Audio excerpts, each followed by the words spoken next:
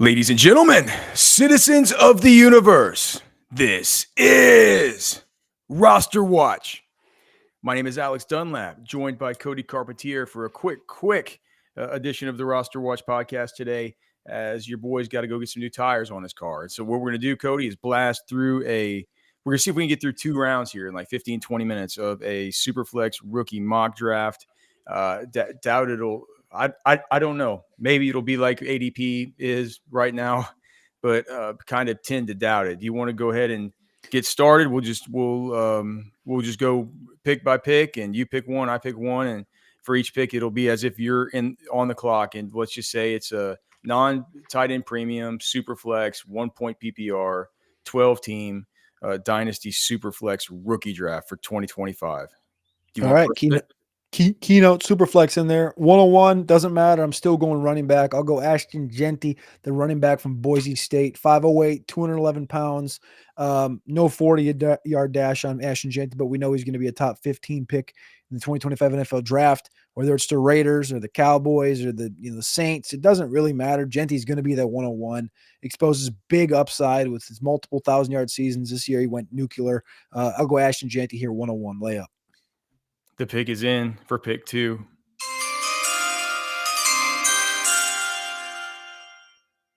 With the second pick, the terribly losing team last year in your Dynasty League in this Superflex mock is going to take Cam Ward. I just think that you're probably going to be locking in a guy, even if he's not coming in to set the world on fire. He's going to play, and he's probably going to score you 16 to 19 fantasy points per week. And who the guy that Cody picks next could go nuclear, but I'm going to lock in the points there with the one quarterback that I feel super confident is going to get in there, start, and play all the football games. The third overall pick, I'm going to go running back, Omarion Hampton, North Carolina. I mean, this is a guy that we think has closed the gap a little bit on Ashton Jeanty for running back 1 overall, but I think all 4 of these top running backs that we'll talk about have RB1 overall upside. I got all the running backs for me ahead of the receivers. So I'm going to go Omarion Hampton, 5'11", 220 pounds to 4.46. Dynamo, multiple 1,500-yard seasons with 15 touchdowns in the ACC. Omarion Hampton at the 103. I think this is where our draft might go a little bit sideways compared to what you might see in other ones, because the pick is in, and it's definitely a bit of a shocker here. With the 4th pick in this draft, we're going to be going with Travion Henderson, running back out of Ohio State. I've been going back and forth about whether I like Travion or whether I like Quinshon Judkins better. But it's looking like here, as I'm looking at ADP, Quinshon's going a lot later than Travion Henderson, closer to the 1-2 turn. I don't think that's going to be the case here in this draft, but I'll take Travion and take the what I know is just the elite pass catching ability here in a PPR. Yep. I don't think it's a big difference. So with the next pick at the 105, I'm going to go ahead and take Quinshon Judkins. We've talked about it on multiple shows. I personally don't think there's a big difference between the two, or even you could probably lump Amari in. And to me, Ashton Jeanty all in there. All these guys have overall running back 1 in the range of outcomes. All these guys are extremely talented. Judkins did it at Ole Miss before transferring into Ohio State this past year. Judkins has 3 1,000-yard seasons, which is rare. Only 2 guys in this class have it, him and Devin Neal from Kansas. So I'm going to go ahead and take Quinshon Judkins here. And from a keep trade cut perspective, which is a tool that uses open market, open values, it is Travion and then Quinshon, running back 13 and 16 in Dynasty right now, according to the keep trade cut open market. So what is this, pick 6 now? Pick 6. Man, if I was in this pick, I would be wanting to trade. Yep. I would be wanting to trade because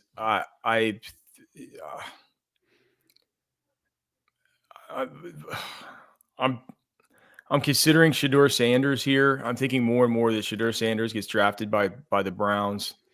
Not entirely sure that he would start the season or whether they would. But this is Dynasty. I don't want to take a wide receiver right here. Nope. I don't want to take Ted McMillan after the 40 gate. Which, by the way, have you found any video of the whole thing? I can't believe he put out the video and he didn't put the whole 40 on that thing. That video he put out was magical, man. It was him. It was like 6 different clips, and then at the end, and somebody in the background yells 4-4, and then he goes, "I told y'all I was gonna do it." I was like, brother, this is SeanTucker.com right here. It's not quite Sean Tucker, but it's closer to Sean Tucker than Than reality. At least there were scouts there. It wasn't just his buddies. Yeah, dude, this is going to be different than a lot of people. This is going to be different than a lot of people's drafts. Dude, I don't care. I'm seeing all these mock drafts where Matthew Golden's going at 12 to the Cowboys, all this stuff like that. He's probably going to be wide receiver 1 in the class. Give me Golden. Give me Matthew Golden here. His ADP is going to continue to rise, and even though it looks like a major reach, that's where I'm going. Matthew Golden out of Texas, shades of Stephon Diggs, shades of Odell Beckham Jr., the best route runner in the class, and just you saw his just, with the ball in his hands, just terrific, just from 0 to 60 kind of speed. We didn't know that he had that 4.29 long speed at all until we got to the NFL Combine. But you saw his quickness, lateral agility, and burst, and not only in his route running, but getting out of his breaks, just getting upfield with such dynamism. So he's going to translate well to the NFL, especially if he goes to a spot like the Cowboys. So give me Matthew Golden here. Speaking of selections that will be unlike most people's drafts, I'm drafting based on my rankings. My wide receiver 2 is Emeka Egbuka from Ohio State. It's a guy that I'm just going to take the label that I used with Chris Olave, also an Ohio State guy. Again, I'm not comparing these two, but what I'm going to say is the Mr. Consistency vibe, in that I just know what I'm getting at Emeka Egbuka. I'm getting a wide receiver 2 in fantasy football terms, 6'1", 205 pounds, showed the consistency during his time at Ohio State. People wanted him to come out last year. Maybe he should have, but he showed he could do it again, not only with Marvin Harrison, but also with Jeremiah Smith, different quarterbacks, everything. Emeka Egbuka is going to be a great pro, from the Landrys to the Robert Woods. I just think that's a good middle line comp for Emeka Egbuka, and if you want to put anything else on it, you can. But I know what I'm getting in Emeka Egbuka, so I'm going to go ahead and take him here at the 107. Him and his 69% first down catch rate. At the 108, I'm going to just go ahead and take Ted McMillan here. I know we just kind of clowned on him a little bit, but the fact is I do still have him as of right now as wide receiver 2 in this class. You can't say he's the size speed guy, but definitely has the prototypical size that you like on the outside. I'm wondering if he's less Drake London and T Higgins, and we've said Christian Watson and stuff before. We got to lose the Christian Watson comp right after that speed. After the speed, we can't say it. How fast was Michael Pittman? 4.52, 4.54. Is that more of a kind of an upside, like a kind of reasonable comp? We might want to add that comp in. That's a good comp. So if I'm getting a Michael Pittman here, that is, that's a fantasy asset whenever he's not attached to just a completely sporadic Anthony Richardson. So, and clearly he's got a shot to be the first wide receiver taken, and a shot to be the number 1 wide receiver for his team if things fall right. So even though we're not as high on Ted McMillan as some others might be, we recognize that he's still a really good player, and we will take him here at the 108. Yep. That's about as far as you're going to see Ted falling. Yeah, I don't think that's going to be a normal thing, especially having 2 receivers ahead of him. It's just not going to be. 109. I'm going to go with my former wide receiver 1, Luther Burden. I've come down on him. I've talked about it on end. Some small hands, 8.5 inches. He tested out the world. He did exactly what we wanted. He measured it at 6 foot, 205 pounds. He's not short. He's not light. He's not slow. A lot of questions about what made him take a regression step this past year. I blame it on Brady Cook and the lack of true run game, even though they average more yards per carry. I love Luther Burden from Missouri. You should love Luther Burden from Missouri. We're getting a value with Luther Burden from Missouri, and I'm going to take him here at the 109. At the 110, I'm going to it's a tough one. I mean, at some point you got to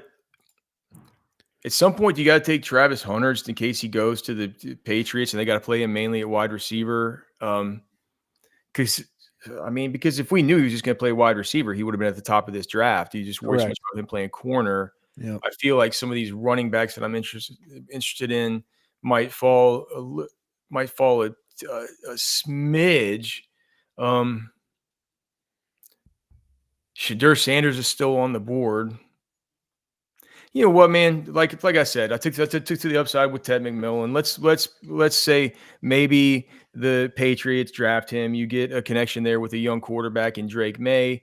You already have Carlton Davis there, Christian Gonzalez, a couple of stud corners where maybe they would be more apt to use him more on offense. Lord knows that they need a spark. So give me Travis Hunter here. It feels a little. I hate doing it. I wish I could trade back, but there's no trade backs here in this mock. So the 110, is that what it was? The 110, I'll be taking Travis Hunter. At the 111, I'm going to click the quarterback button. I thought about it against Burden. I'm going to do Shador Sanders from Colorado right here. I could be walking into a pit of fire if he goes to Cleveland. I don't feel great about it, but I think there's also an outside chance here mid-March that he does go potentially to the Giants. So I'm going to kind of hold out a little bit of hope there that I can attach Shador Sanders to Malik Neighbors, and I'll take him here at the 11 spot because I think he's got everything you need in a quarterback up top. I think he lags a little bit in the passing game overall from a talent perspective, but I think he can get there once he gets into the NFL. So I'll go Shador here at the 111.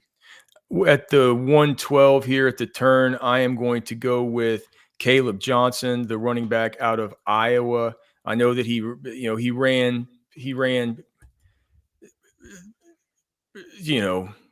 underwhelming. I don't want to say terribly, but 4.57. It's like it's not the best. He looks like his play speed's better. I know that I was listening to Todd McShay talk about him and his running backs breakdown and saying that upon review, like he was really blocked up really well. A lot of really good blocking there for him. But I still like the one thing I've been saying the whole time about Caleb Johnson is the same thing that he was saying is he's like, if you're looking for a pure inside zone runner, would just get his one cut, go, good vision, get through the line of scrimmage, fall forward for those extra yards for you. And in some of these reps, really with his ability to with his ability just to get upfield with such explosion and burst, just sends dudes to the shadow realm as far as breaking their ankles and stuff like that. I think that maybe the straight line speed is something that's getting him knocked a little bit more. So I think he's a really good running back. Still my RB5. Caleb Johnson for me here at the 112. Bears got 2 picks in the early part of round 2. I would love to see him be the David Montgomery for Ben Johnson's new offense. 201 here for me. I think doors are open for what position I could go to for this iteration. There's no premium, but I'm still going to do it. I'm going to go take I'm going to take Tyler Warren, the tight end from Penn State, the big monstrous tight end from Penn State that I think has, I think Daniel Jeremiah said it best. There's 2 different buckets for these tight ends nowadays. You have the Gronk bucket and you got the Kelsey bucket, and Loveland fits kind of in that Kelsey bucket, and Tyler Warren fits in the Gronk bucket. So we're playing for upside here. 201. Give me the tight end in Tyler Warren from Penn State. Time to start reaching for my guys here, Cody. I don't care. It's the 202. I'm looking here. This is going to be a running back area for me here, and I'm going with RJ Harvey from UCF, 5'8", 205 pounds. Put 2 1,000-yard seasons there on the books there with them. I kind of see him as a Devontae Freeman, J.K. Dobbins type of player. He has the biggest quads I've seen out of anybody in this class, or mainly, maybe since Doug Martin. So very, very impressive physically. Going to be hard pressed not to have him on my dynasty teams. RJ Harvey for me at the 202. I don't think you're reaching here, man. I did a mock with Theo Greminger in 1 QB, and he went 12th overall. So I think this is going to be a spot. Did he go 12 overall to you? 12th over, yes. 12th overall to me. Okay. Hey, all right. I'm just saying, if I'm in the draft, he's going there. But I will say, like on Fast Draft, use code Cody to get a $25 double up. Fast Draft app, you can draft rookies right now. RJ Harvey's ADP is like 27th overall. Keep Trade Cut has him at 31st overall, which I think are both just far and away wrong. What we've heard in NFL circles is that he's going to be the next senior running back after Travion Henderson drafted. So I know there's a lot of underclassmen, but the next senior running back after Travion Henderson will be RJ Harvey. The NFL loves this guy. He's a dynamo. So great pick there for you at the 202. At the 203, I'm going to go wide receiver. I'm just going to go Trey Harris here. I think that there's options. There's three options I like at receiver right here. But for this one, I'm going to go ahead and take Trey Harris, the leading receiver at Ole Miss with Jackson Dart, with a Jordan Watkins, who was top of the line in the SEC in explosive plays, with a Juice Wells, with a Kobe Prescorn. He was the leader and the first read in that Lane Kiffin offense. Trey Harris, Ole Miss. Oh man, well Trey Harris was going to be who I would take, and I'm surprised to say that you have a cluster of three. What is it? Imanner and Knoll, or so? Like I'm curious. I don't want you to give away your strategy here. Nolan Higgins. Nolan Higgins. Okay. I think those two names in the NFL draft will go round 2. And I think landing spots could make that whole thing interesting.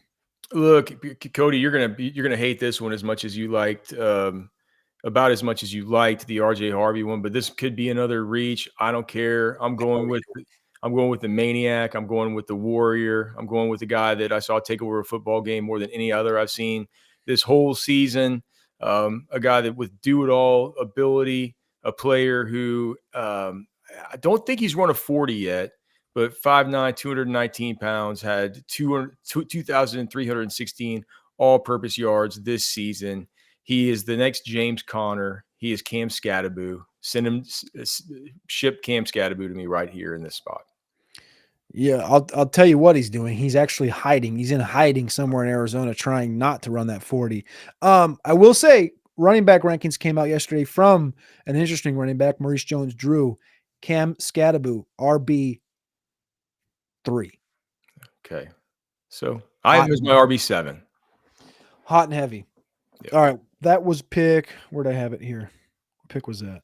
So 204. So it's at like 16th overall. Gosh, that's an interesting pick. All right, I'll stay at receiver. I'll go Jalen Knoll here. We saw him exercise some demons at the Senior Bowl, grow a lot. I love some Christian Kirk here in his game. Jalen Knoll from Iowa State, a guy that brings, I think, a lot to the table from a slot perspective, with the ability to bump outside a little bit, but mainly going to be in there in that 4.39. We got a Christian Kirk, Shakir. I don't know who put the Amon-Ra St. Brown one in there, but I think that's a very interesting and intriguing upside comp for Jalen Knoll. Yeah, I put it in there. I love Jalen Knoll. For my next pick here, I think I'm going wide receiver here, and it's going to be Alec Imanner from Stanford. Ran faster than I would have thought, and it kind of rendered a lot of the comps that I had for him maybe a little bit bad. We had said that this guy plays a lot like he has some Cooper Kupp to his game and some Thielen and maybe a little bit of Jalen Coker, some Michael Wilson and stuff, but tested faster than that. So that kind of clean prospect, that kind of, productive players, just an every down chain mover type with the 4.44 speed. I feel like I'm getting a good pick here at the 206. All right, 207. I'm going to go ahead and take that other tight end. According to Keep Trade Cut, people have Colston Loveland viewed right now as a tight end 7 in Dynasty overall, and the 13th ranked player in non-tight end premium drafts right now. So I think I'm getting a big value here in Colston Loveland. He's dealing with a little bit of an injury. He's tight end from Michigan. He's a guy that I think can move kind of, anywhere you really need him in the offense. We'll just be honest with Colston Loveland here. We loved him. We watched him heavily in that Texas-Michigan game. I'll go Colston Loveland here. I don't love drafting tight ends, so just to get a kind of an angle from this, I don't love it, but I'm going to do it here at the 207. At the 208, I'm going to go with a guy who I've through this process I haven't seen that much out of, but has one of the youngest one of the youngest statistical breakouts here of the whole entire class. As an early enrollee, as a junior, and somebody who I saw in the SEC completely taking over football games and kind of being the spark plug of his offense. That is Dylan Sampson out of Tennessee. He'll be coming into this season at age 21, and just a player at 5'8", 200 pounds that, maybe you would like an extra 5 or so pounds on him, but held up against an SEC schedule, extremely good player, very fast, dynamic with the ball in his hands. And again, not quite to the level of Scatterbo as far as, taking over football games, but as far as being the heartbeat of a very good SEC offense, I'll be going with Dylan Sampson here. Only a couple spots left. I'll go 209. I'll go Jaden Higgins, the other wide receiver at Iowa State, a guy that was a slow roller in this draft process, but he's one of 2 1,000-yard receivers on that Iowa State offense. The first time since Hollywood Brown and CeeDee Lamb in the Big 12 to have a team with 2 1,000-yard receivers on the same roster. Jaden Higgins, 209. This is tough. It's not, though. Take the guy. Take him. Who? Him. In Superflex? Yeah. Well, I don't know. I hope you're not thinking him. I'm thinking of him. Big 12 him. Big 12 him? Hold on. No, I'm not taking Big 12 him. I'm not taking OG? Nope. I'm not doing it. But I'm thinking here what I want to do is take.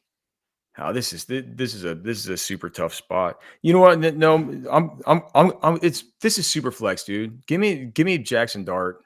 He could end up going somewhere and playing, and it's super flex. We have all these situations that are up in the air, and we don't know what's going to happen with Aaron Rodgers. And when all the pieces finally fall, who's to say that Pittsburgh or something doesn't need to draft Jackson Dart? So give me Jackson Dart here, super flex at the 210. Yep. Great call. Great call. I wouldn't have done it, but I 100% agree with you. We've seen mocks come out this week with Dart there. I'm going to take the guy I was just alluding to a second ago, OG, Ollie Gordon, a guy that, he's been completely suppressed down rankings over the course of the last maybe year and a half. That offense at Oklahoma State was horrendous. Bad quarterback play, underwhelming offensive line play, a team that couldn't score, a defense that couldn't stop a nosebleed, and that all kind of suppresses a running back. So Ollie Gordon's getting kicked down, but even though he ran a 4.61, he was 226 pounds. I still love Ollie Gordon with his sub 20-year-old breakout. My favorite comp, maybe in the class at the running back position, David Johnson here at the 211. The guy that I'm getting in basically every one of these fast draft deals that I do, and I'm getting him a lot later than this, but for the sake of this, it's who I would take anyway here at the 212. One of my favorite running back values in the whole entire land. All I heard on these SEC team meetings all year from the coaches, anytime they were facing Auburn coming up, anytime, they would say the one thing that we need to do, the one guy that we got to stop, Jarquez Hunter. This is Anthony Richardson. You're listening to RosterWatch. This is AJ Brown, and you're listening to RosterWatch. This is Josh Allen, and you're listening to RosterWatch.